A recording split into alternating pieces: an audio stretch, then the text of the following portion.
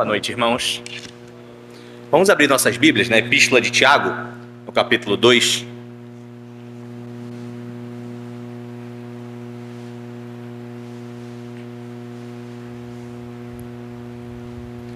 Todos me ouvem aí?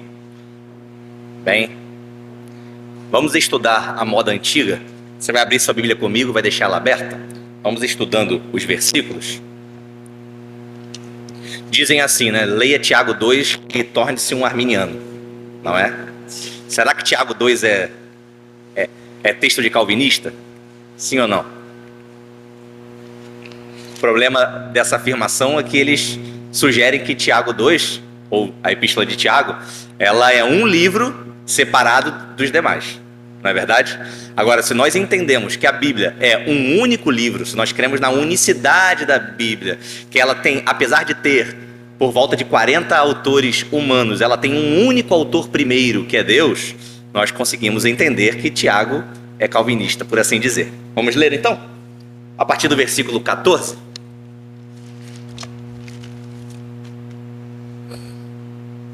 Diz assim: meus irmãos, que aproveita se alguém disser que tem fé e não tiver as obras?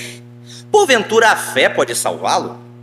E se o irmão ou a irmã estiverem nus e tiverem falta de mantimento cotidiano, e algum de vós lhes disser, ide em paz, aquentai-vos e fartai-vos, e não lhes derdes as coisas necessárias para o corpo, que proveito virá dali?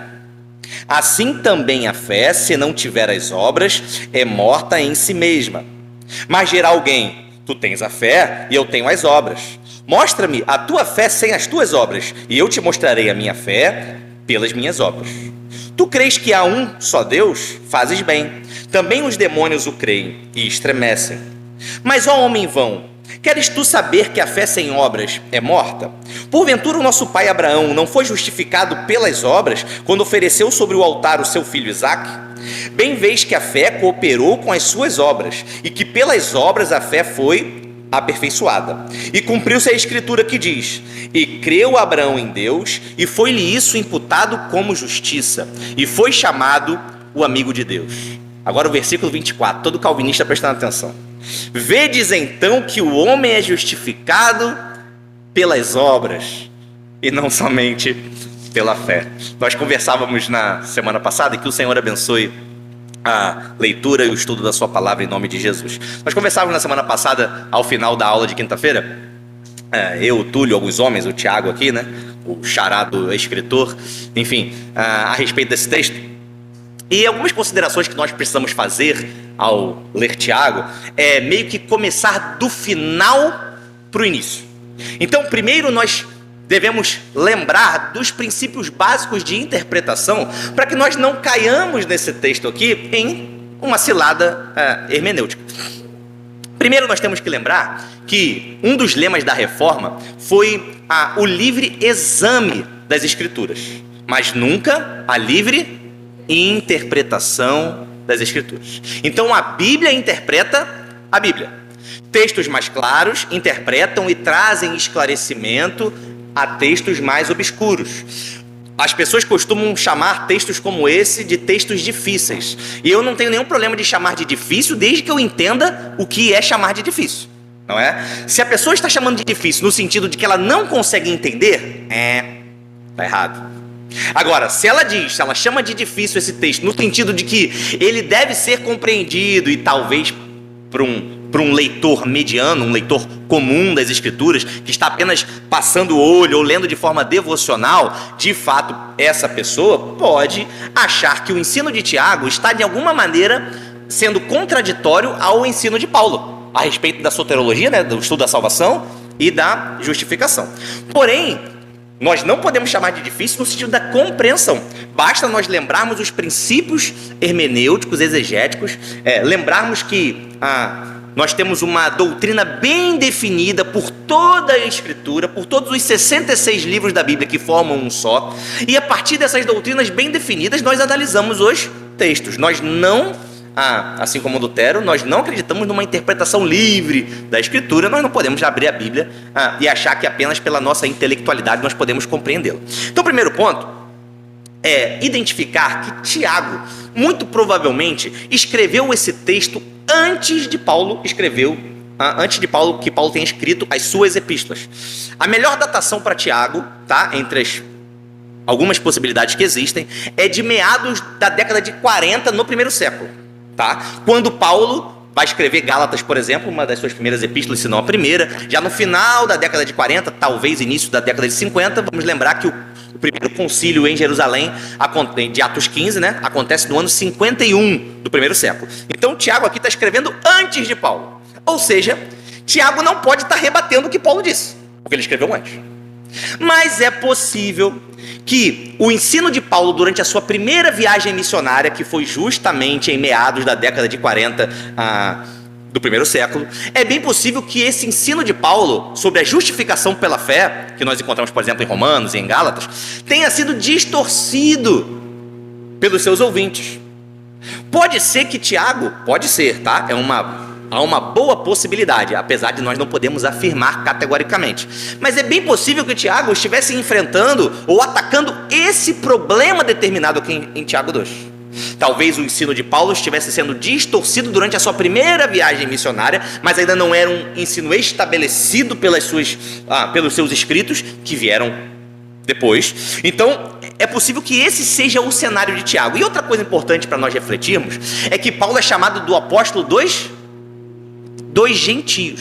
Então Paulo foi enviado aos gentios, ele mesmo diz que foi enviado aos gentios. Enquanto Tiago, esse Tiago aqui, a Bíblia fala de vários Tiagos, né? Pelo menos 4 ou 5. Esse Tiago aqui não é o apóstolo, tá? O apóstolo morreu em Atos 12, antes da epístola ser escrita. Esse Tiago aqui é o irmão de Jesus, que só se converteu depois de Jesus ter ressuscitado. Enfim, ele não se converteu durante a vida de Jesus, era um judeu, não é? Ele diz no capítulo 1, no versículo 1, que estava escrevendo as 12 tribos dispersas, as 12 tribos da dispersão, ou seja, ele é judeu e está escrevendo para judeus, numa linguagem judaica a respeito da fé. Então, essa é a estrutura que nós temos que analisar o texto. É importante identificar também que Tiago e Paulo, se nós interpretarmos cada um no seu contexto, eles não estão falando coisas diferentes. Um não se opõe ao outro. Se nós entendermos o que Paulo fala a respeito da salvação e Tiago fala a respeito da salvação, e o que Paulo fala a respeito, a definição de Paulo de justificação e a definição de Tiago de justificação, nós vamos ver que ambos falam a mesma coisa de formas diferentes. Vamos ler então o versículo 14, que nós começamos?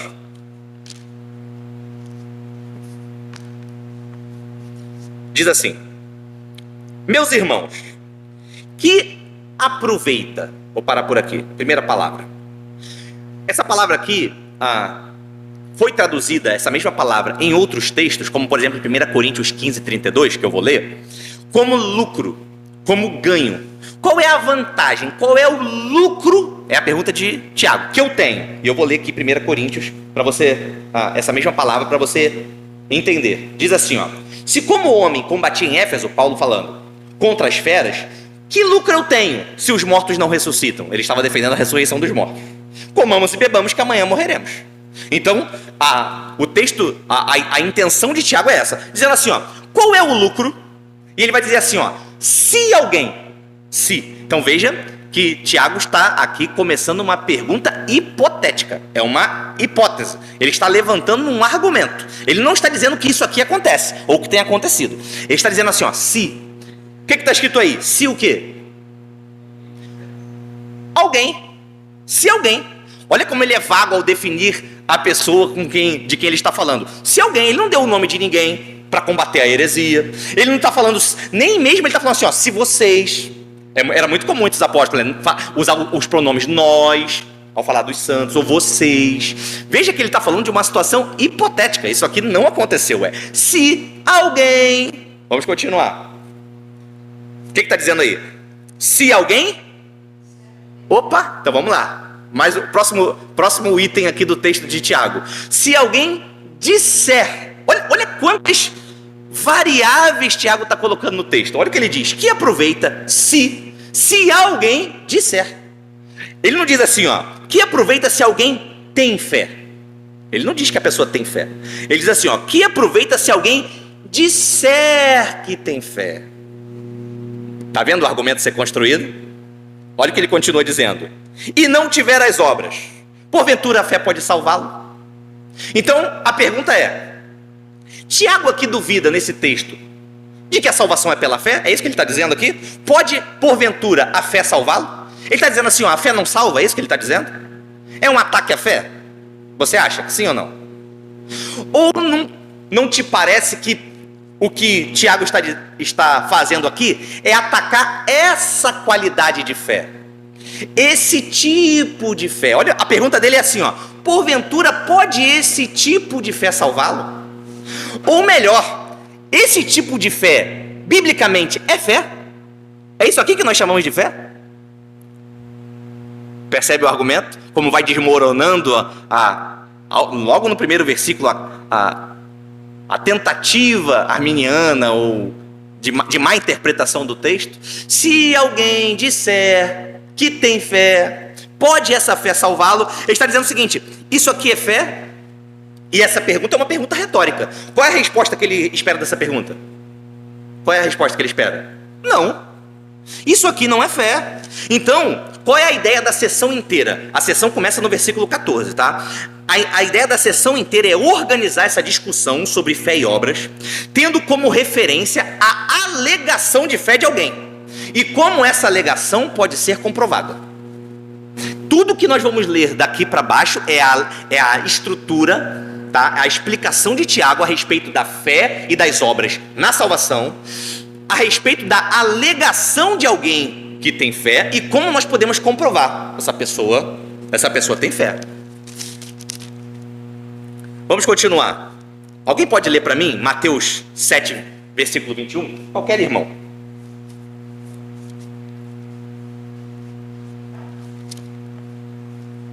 Nem todo o que me diz, Senhor, Senhor, entrará no reino dos céus, mas aquele que faz a vontade do meu Pai que está no céu. Então Tiago não está questionando se a salvação é pela fé, mas ele está questionando se isso é fé. Nem todo que me diz Senhor, Senhor, entrará no reino dos céus, mas aquele que faz a vontade de meu Pai que está no céu. Ou seja, biblicamente, essa alegação de fé que não tem obras, que não tem evidências externas, não é a verdadeira fé. Como é que eu posso saber, como é que nós dizemos, por exemplo, que Spurgeon foi salvo? Ou como nós dizemos que John Owen foi salvo? Ou como nós dizemos que Abraão ou Davi ou Paulo foi salvo? É pela fé que eles diziam ter no coração? Alguém viu lá dentro a fé deles? É pelo quê? É pelas obras que essa fé que eles têm, nós cremos que tinham em Cristo Jesus, produziu. Então o argumento aqui é sobre como nós podemos verificar essa alegação de fé. Então o tema da sessão é: a fé salvadora é revelada nas obras. A fé salvadora não é daquele que diz que tem fé. A fé salvadora é revelada diante dos homens através das obras. Como é que nós entendemos obras aqui? Tudo aquilo, toda aquela atitude, toda obra de obediência a Deus. Obras de obediência evangélica. Seguir a vontade de Deus, fazer a vontade de Deus. Nós não vamos entrar aqui em variações teológicas, nós sabemos que nós andaremos nessa vida numa santidade imperfeita, nós sabemos que a santificação será imperfeita, não vamos fazer essa, senão a gente não sai daqui. Mas assim, só para a gente entender, nós sabemos disso. Só que o tratamento que Tiago dá ao texto é esse. Eu vejo que a alegação de alguém que diz ter fé é verdadeira se ele tem obras.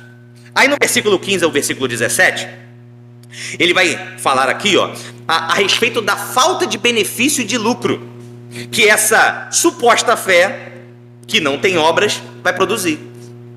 Qual é o lucro que ela vai produzir? E aí ele diz que o irmão chegou pedindo comida, o outro chegou com frio. Veja que ele está chamando de irmão. Um irmão ou uma irmã. Chegou com frio ou com fome, e o abençoado fez o quê? Despediu o irmão sem dar algo para comer, sem dar algo para se aquecer, e ainda falou o que para o irmão? Que você se aqueça, meu irmão, vai com Deus. Farte-se, Deus te abençoe. Que benefício esse tipo de fé trouxe para esse irmão? Essa bênção, Deus, vai com Deus, vai em paz, sem dar o prato de comida para o que estava com fome, mandando ainda ele se fartar. Qual é o lucro? A palavra que aproveita é lucro. Qual é o lucro dessa fé? Nenhum. Por quê? Por que o lucro dessa fé é nenhum? Porque não é fé verdadeira. A fé bíblica, ela é acompanhada pelas obras.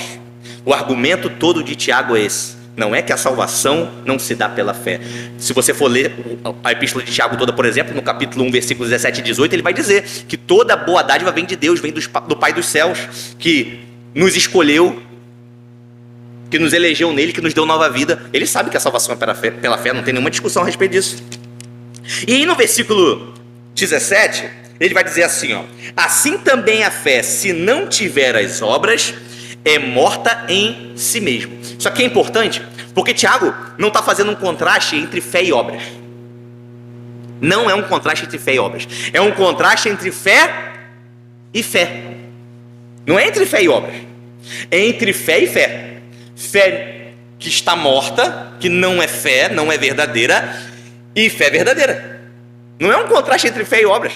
As pessoas pensam que é como se alguém tivesse obras para apresentar, mas não tem fé. E o outro tem fé, mas não tem obras. Isso é impossível.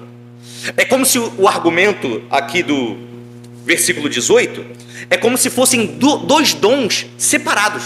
Deus deu fé para um, Deus deu obras para outro. Aí é uma disputa. E aí quem tem obras vence quem tem fé. Tiago está dizendo que ambos os dons são inseparáveis. E na verdade, um é consequência do outro. Agora pergunta, qual é a consequência de qual? É a fé que é consequência das obras ou são as obras que são consequência da fé? Exato. Então o argumento de Tiago não é um contraste entre fé e obras. É um contraste entre fé e fé. Uma fé que está morta, como ele diz no versículo 17, morta em si mesma, por isso não tem utilidade, é uma fé fútil. Você vê que ele acabou de dar um exemplo. O que é a futilidade da fé? A inutilidade da fé? É você mandar o irmão se aquecer e não dar o cobertor. É o exemplo dele. Vamos continuar. Agora a gente vai chegar aqui num ponto interessante. Do versículo 19. Ele diz assim, ó: tu crês que há um só Deus? Fazes bem. Também os demônios o creem e estremecem. Alguém vai perguntar assim, mas os demônios creem? Será? Tiago estava meio enganado, não? Será que os demônios creem? E, historicamente, o cristianismo ortodoxo, de forma geral, sempre tratou a fé, talvez você já tenha ouvido falar, já tenha estudado, se não, você sai daqui sabendo hoje, que historicamente o cristianismo sempre tratou a fé com pelo menos 3 elementos que juntos compunham a fé salvadora. Você vê aqui que Tiago está falando de uma suposta fé em contraste com uma fé que salva, que pode salvar. Essa é a pergunta do versículo 14. Por acaso essa fé aí pode salvar? Não pode, ela é inútil. Então, como é que os reformadores também trataram essa questão a respeito dos elementos da fé? Em latim, né, são 3 palavrinhas que separam esses elementos, que é o notitia, assensus e fidúcia. Já ouviu falar? Conhece? Não? É a notitia, o assensus e a fidúcia. O que seria a notitia? A notitia é o conteúdo da fé. É a informação da fé. Toda fé tem que ser baseada em alguma coisa. Então, a partir da palavra de Deus, algum conteúdo chega no teu intelecto e esse conteúdo, os teólogos chamam de notitia. Ou seja, segundo Tiago aqui, chegou para os demônios o seguinte conteúdo teológico: Deus é um. O segundo aspecto, ou o segundo elemento da fé, é o assensus, que é o consentimento, é a concordância. Então, essa informação chega no meu intelecto e eu dou um parecer positivo para essa informação. Deus é um, é a notícia. O assensus é o quê? O consentimento. Olha, eu me convenço disso. As minhas emoções também se convencem disso. Então, Deus é um. Estou convencido de que Deus é um. Porém, há um terceiro aspecto, um terceiro elemento da fé, que é a fidúcia. E esse foi de longe o que os reformadores mais trataram na reforma, que é o terceiro elemento da fé. E sem a fidúcia não há fé salvadora. A fidúcia é o que nós chamamos de confiança. Então, a notícia ou a notícia, né? Estou tentando já até traduzir do latim, mas a notícia que chega para nós, o conteúdo da fé, eu consinto com ele, que é o assensus, e a partir desse consentimento, esse conteúdo atinge não somente o meu intelecto, não somente as minhas emoções, mas também a minha vontade. Então, uma fé que não atingiu a minha vontade, de modo a me dar uma nova natureza, e eu estar inclinado para as coisas espirituais, ela não é uma fé que pode me salvar. E por fim, não é uma fé verdadeira. Então os demônios chegam a aqueles dois primeiros estágios, digamos assim. Eles possuem os dois primeiros elementos da fé, a notícia e o assensus. Eles recebem a informação de que Deus é um. Essa informação aqui que Tiago está dando é aquela que, muito provavelmente, é uma referência ao Shema, Deuteronômio capítulo 6, versículo 4. Aquela afirmação de fé monoteísta judaica, né? Ouve Israel, o Senhor nosso Deus é o único Senhor. Amarás, pois, o Senhor teu Deus, papapá. Aquela oração cumprida do Shema. Provavelmente ele está fazendo referência a isso. Essa declaração importante seria o equivalente aos nossos dias, alguém aqui no nosso meio declarar a divindade de Cristo. Uma declaração importante: Jesus Cristo é Deus. Então ele está dizendo o seguinte: essa informação importante chegou até para os demônios. E os demônios consentiram no seu intelecto. Eles consentiram. Mas eles não podem ter fidúcia. Isso não gerou confiança em Cristo neles. Assim como não gerou confiança nessa pessoa, nesse alguém que alegou uma suposta fé. Não tinha fidúcia. Não tem confiança. Então só quando a fé atinge a minha vontade, de modo que eu produzo as obras das quais o Tiago fala, só quando a fé me produz essa confiança, de modo que essa informação que eu recebi, ela atinge a minha vontade, e eu tenho plena convicção de que ela é verdade, então ela muda. Porque quando a gente sabe que uma coisa é verdade, a nossa vida muda. É a consequência natural. Então essa fé atingiu o meu interior, de modo a gerar em mim confiança, fidúcia. A partir daí, eu possuo obras. A partir daí, eu vivo em boas obras. A Bíblia repete 4 vezes: o justo viverá pela fé. Ela não repete uma vez nem duas. Nós lemos há pouco tempo em Abacuque 2, ela repete em Romanos 1, ela repete em Gálatas 3, ela repete em Hebreus 10. O justo viverá pela fé. Viver pela fé é ter não somente ser salvo pela fé, como se fosse possível ser salvo e não ter obras e não viver, mas é ser salvo, e aqueles que de fato foram salvos viverão pela fé. Tiago então está aqui descartando a possibilidade de qualquer pessoa alegar possuir fé e não possuir obras. Então ele não está dizendo assim, ó. Vou ler até uma alegação de Calvino. Calvino diz assim, ó: assim como Paulo argumenta que somos justificados a parte da ajuda das obras, também Tiago não reconhece que aqueles que não têm boas obras sejam considerados justos. Percebe? Calvino dizendo: aqueles que não têm boas obras não podem ser considerados por nós justos. Isso significa que eles são justos por causa das obras? Não, eles não são justos por causa das obras, mas por causa das obras nós podemos considerá-los justos, porque nós estamos vendo o fruto exterior daquilo que aconteceu no seu interior. Em resumo, ninguém pode viver uma fé para si mesmo. Já viu um desigrejado, por exemplo, falando? Ele fala que crê de si para si mesmo, ele não vai para a igreja porque ele se decepcionou, porque ele não confia em ninguém, por causa disso, daquilo que ele é a igreja. Não é assim que ele fala? Ele vive uma fé para si mesmo. Ele possui as obras que ele mesmo as conhece, não tem testemunho das boas obras. Isso não é fé. Dentre vários exemplos, Jesus falou: aquele que me ama, guarda os meus mandamentos. Você me ama? Que bom que você me ama. Se você de fato o ama, nós o amamos porque ele nos amou primeiro. Então eu te amei, você me ama? Guarda os meus mandamentos.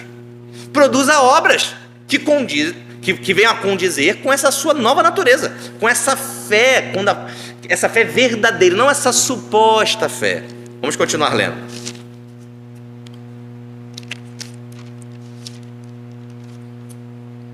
Vamos chegar agora, para terminar, no ponto Ó, nós não estamos... Eu estava até falando com Tiago Gaúcho antes de começar. Nós não vamos, obviamente, trazer todas as informações. Tem tanta informação aqui.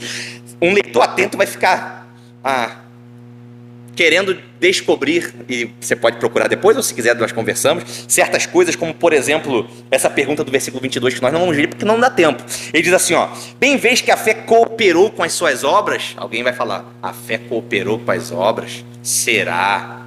Então nós não vamos trazer todas essas informações, mas vamos atacar agora o segundo ponto crítico, que é: qual a intenção de Tiago ao falar que nós fomos justificados pelas obras? Vamos ver o versículo 21, pular para o 21, aí vamos ler o 23 e o 24. Alguém pode ler? Pode ler o 21.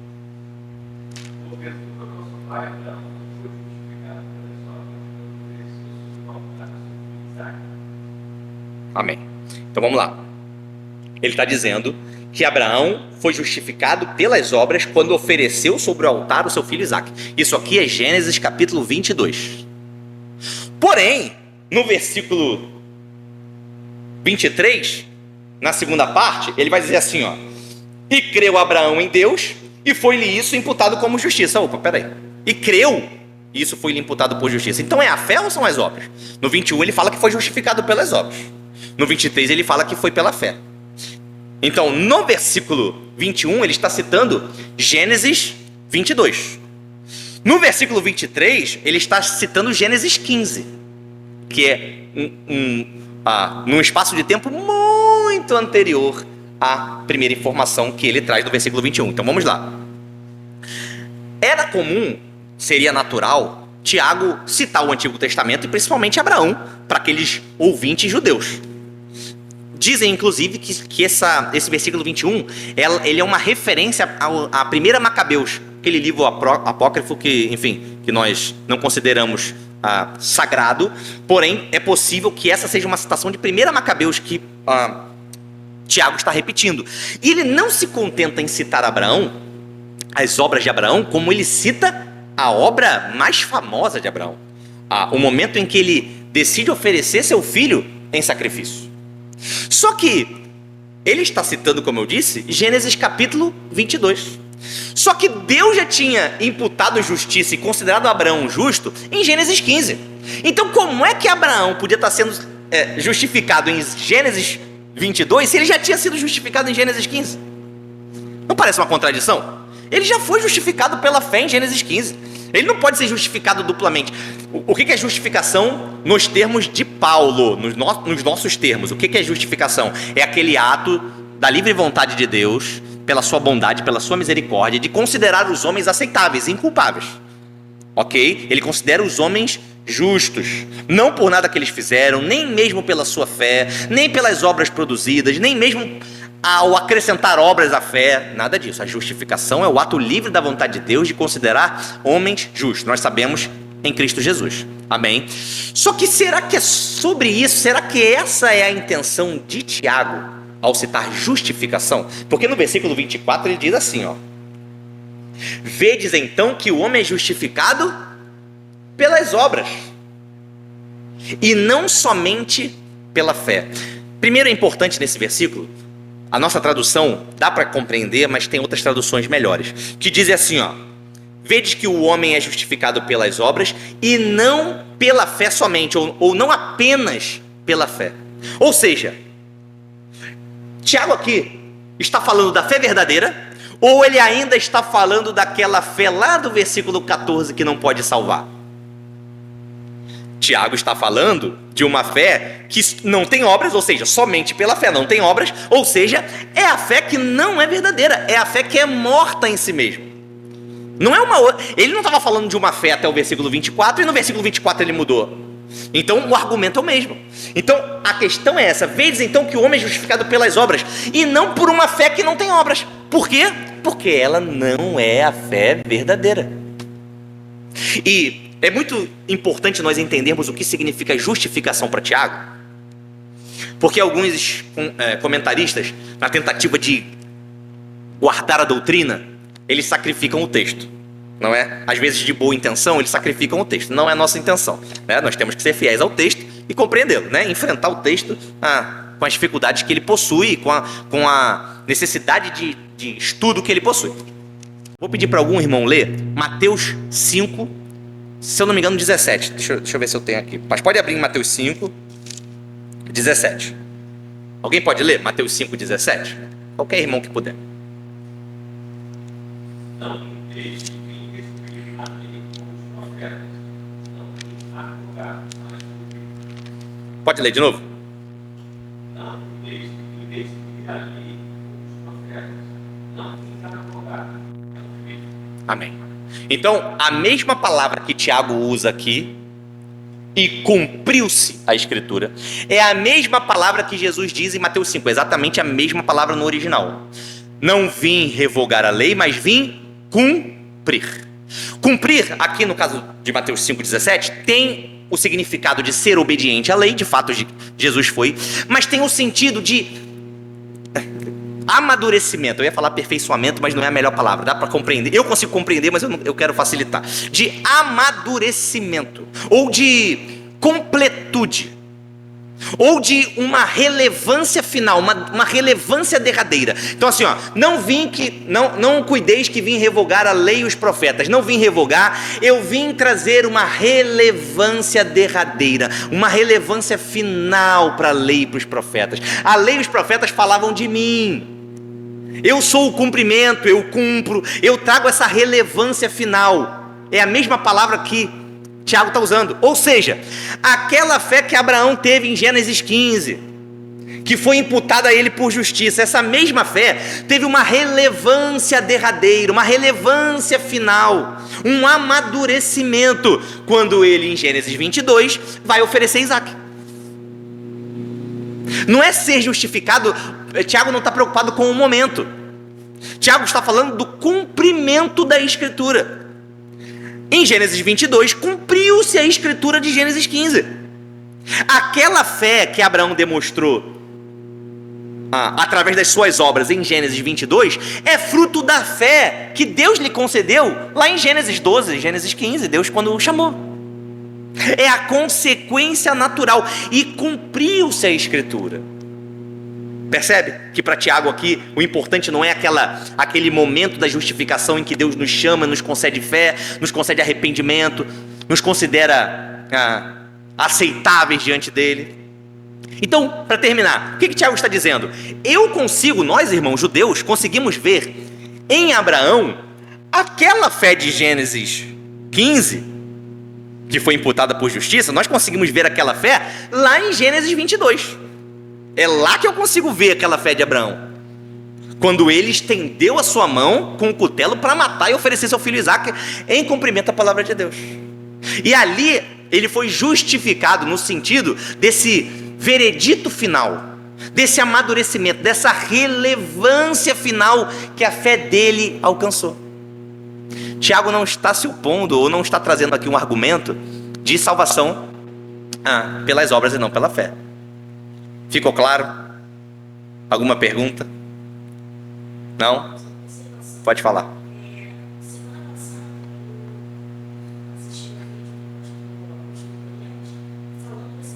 Ah, é?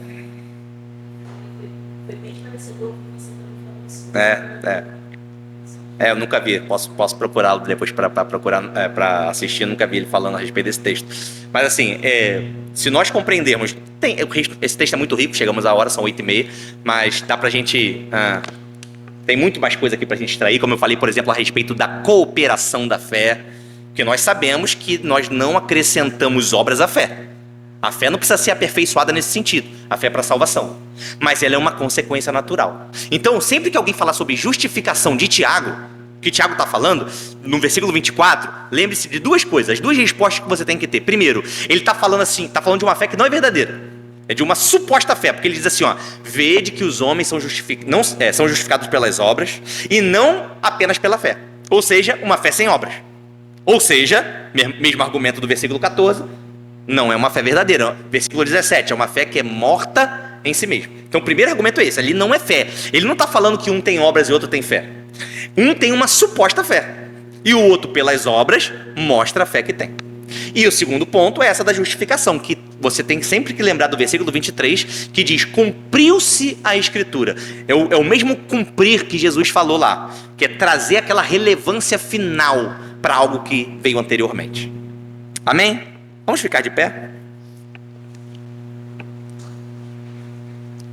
Queria pedir para o irmão Celso nos despedir em oração. Depois vamos cantar o hino trinitário.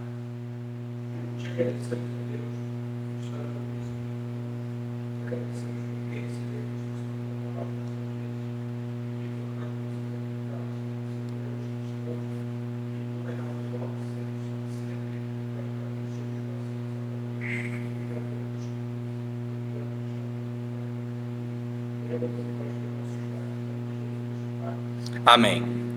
Glória seja ao Pai, ao Filho e ao Santo Espírito.